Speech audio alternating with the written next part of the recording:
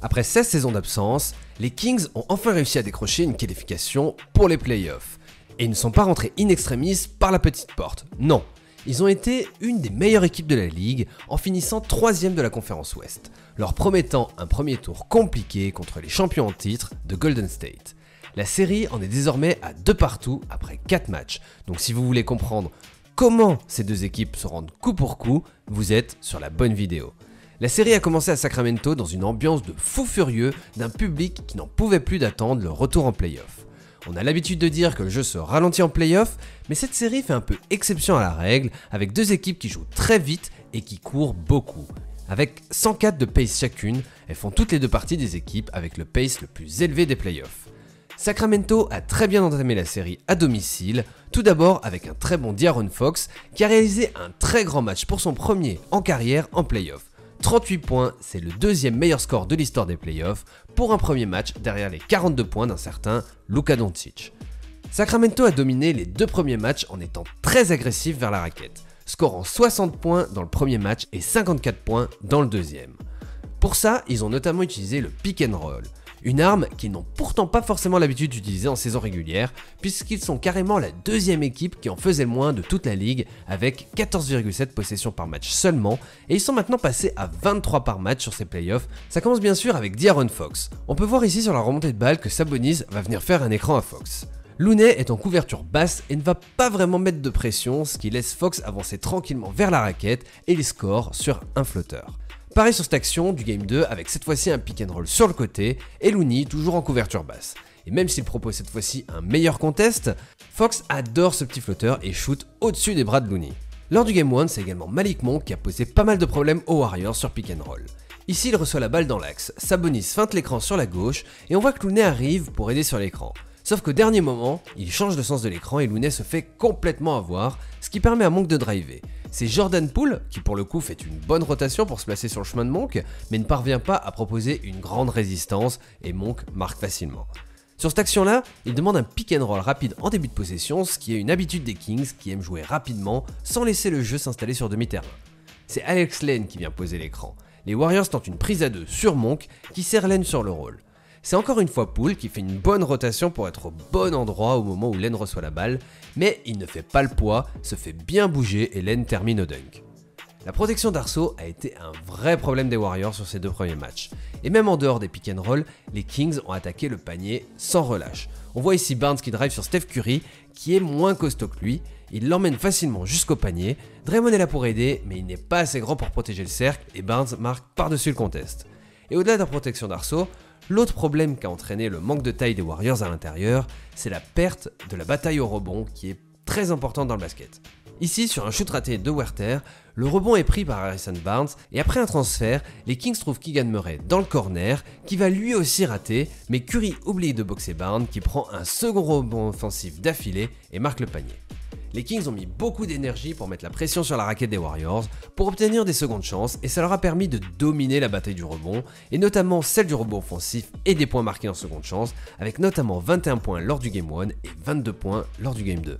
Ils ont également joué sur une de leurs forces, le jeu rapide, comme je l'ai déjà évoqué, et surtout la contre-attaque. En saison régulière, ils étaient la troisième équipe qui en jouait le plus par match, et là, ils courent un maximum dès qu'ils le peuvent pour scorer des points faciles et ne pas jouer sur du demi-terrain. En plus, ça permet au public d'exploser sur des dunks en contre-attaque, comme sur ce poster d'Harrison Barnes, donc c'est tout bénef. Un des points par contre qui est problématique pour les Kings sur cette série, c'est leur adresse à 3 points. Sur le Game 1, elle a été plutôt bonne à 37,5%, avec notamment un De'Aaron Fox à 4 sur 8 et un Trey Lyles qui a beaucoup apporté en sortie de banc avec un 4 sur 6. Par contre, elle a complètement chuté sur les deux matchs suivants. 23,7 sur le match 2, mais heureusement ils ont réussi par leur attaque de la raquette à le gagner quand même, et 23,4% sur le match 3, et là par contre, ils n'ont pas réussi à gagner. Il faut dire que le retour à San Francisco a fait du bien aux Warriors, et ce malgré l'absence de Draymond Green, suite à son vilain geste sur Sabonis. Les Warriors se sont d'ailleurs un peu ajusté par rapport au jeu des Kings sur le Game 3 et ces différents ajustements ont payé. En l'absence de Draymond Green, Steve Kerr a décidé de jouer small ball avec Poole dans le 5, ce qui a permis de mieux faire tourner leur attaque. Il a également offert des minutes à des joueurs un peu plus grands, un peu plus athlétiques et un peu plus physiques. De la bonne barbaque pour densifier un peu le jeu et empêcher les Kings de se balader dans leur raquette avec notamment des bonnes minutes de Kuminga, Moody et Jamichael Green. Et alors qu'ils avaient encaissé 60 et 54 points dans la raquette lors des 2 premiers matchs, ils n'en ont encaissé que 38 lors de ce Game 3. Ils ont beaucoup plus aidé dans la raquette, venant défendre à plusieurs, quitte à laisser les Kings ouverts à 3 points. Un choix qui faisait sens quand on voyait le pourcentage des Kings. Ici on voit Monk couper dans le dos DiVincenzo, il est servi par Sabonis et on voit Leto se resserrer avec Looney qui se place sur son chemin, Thompson qui est là aussi en laissant Barnes dans le corner tout seul et DiVincenzo derrière. Looney conteste bien le shoot et DiVincenzo arrive à le bloquer par derrière. Ici Monk rejette l'écran de Sabonis et il y a du monde dans la raquette, ce qui rend la passe à Sabonis plus compliquée. Jamichael Green fait un très bon contest avec ses longs bras levés et force le panier raté. Un dernier exemple ici, Monk drive sur Curry et le passe. Thompson et Looney viennent bloquer l'accès au panier. Regardez à ce moment, il y a 3 Kings qui sont seuls à 3 points et au final c'est Curry qui bloque Monk par derrière. Cette défense-là, c'était clairement un choix de Steve Kerr de privilégier la protection du cercle par rapport au shoot à 3 points. Et ce choix, il était possible parce que les Kings n'arrivaient pas à sanctionner en d'abord trouvant le shooter ouvert, mais surtout en marquant leur panier à 3 points. Regardez-moi ces shoots complètement ouverts qui n'ont pas réussi à convertir. De leur côté, les Warriors ont joué leur jeu en attaque avec un Steph Curry qui est pour le moment en feu complet et que les Kings ont beaucoup de mal à contenir. Il en est pour le moment à 31,5 points sur la série. On le sait tous, mais Steph est continuellement en mouvement, comme sur ses actions par exemple. Il reçoit un bloc de Looney dans l'aile, il commence son drive mais lâche la balle à Draymond. La balle est transférée dans l'aile opposée pendant que Curry traverse tout le terrain. Thompson prépare un bloc pour que Curry puisse ressortir dans le corner. La défense est en retard et Steph score à 3 points. Ici, Curry reçoit un double pin down pour recevoir la balle plein axe. Mitchell est un peu en retard à cause du premier bloc et là il se réagit un tout petit peu trop tard pour mieux contester le shoot et ça fait ficelle. Après Curry, c'est un joueur all-time et c'est très compliqué de défendre correctement sur lui, on est d'accord. Sur cette action, Curry prend un double bloc, Sabonis est assez haut pour l'empêcher de shooter à 3 points et Barnes revient rapidement pour le reprendre. Mais du coup, le fait de défendre si proche de lui pour l'empêcher de shooter, ça lui permet de prendre tout le monde de vitesse sur ce 1-2 et il finit au lay-up en utilisant son corps pour se protéger du compte de Barnes. Et puis Golden State a aussi son jeu collectif bien huilé qui leur permettent d'utiliser la gravité de Steph, Curry ou encore Poole pour faire des coupes vers le panier. Ici par exemple dans le Game 1, les Kings décident de trapper Thompson sur le pick and roll pour lui faire lâcher la balle. Il sert Looney qui doit maintenant créer le jeu. Wiggins coupe intelligemment et avec un bon timing dans le dos de son défenseur pour aller scorer. Ici c'est Draymond qui a la balle au poste. Poole se démarque avec un double écran. La défense a peur du shoot à 3 points et du coup on voit que Sabonis sort de l'écran pour gêner Poole. Kuminga coupe vers le panier et personne ne défend sur lui et il pose un gros dunk sans résistance. Le Game 4 quant à lui était un peu un mélange des 3 matchs précédents avec chacune des deux équipes arrivant à correctement jouer sur leurs forces. Les Kings ont continué d'attaquer fortement à la raquette en y scorant 50 points et également au rebond offensif avec 18 points en seconde chance, tout en étant adroit à 3 points cette fois-ci avec 40% de leurs tirs réussis. Ils ont été portés par un De'Aaron Fox encore une fois très impactant avec 38 points et bien suppléé par le rookie Keegan Murray qui avait été un peu en difficulté sur ce début de série mais qui a retrouvé son efficacité à 3 points avec un 5 sur 7 et 23 points marqués. De leur côté, les Warriors ont aussi joué leur jeu, c'est leur jeu de passe et leur adresse qui leur a permis de s'imposer avec un Steph à 32 points, un Clay à 26 et Jordan Poole à 22.